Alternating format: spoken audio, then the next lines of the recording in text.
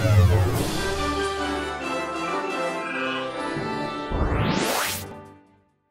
biyaheng walang flagda at walang boundary. Antar na mga balita, antar na mga balita.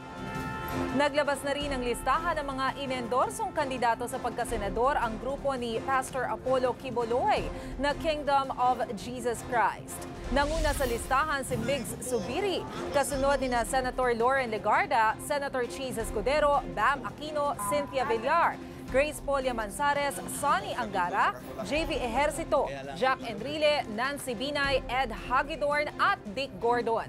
4 daw ang dahilan kaya sila ang suportado. Una, ang relasyon nila sa simbahan ng pastor. Ikalawa, ang magandang plataforma ng mga nabanggit. Ikatlo, may good vision daw sila para sa bayan. At ika-4, mahusay daw ang kanilang inihahaing programa sa gobyerno. Sinasabing may 4 na milyong miyembro ang grupo dito sa Pilipinas.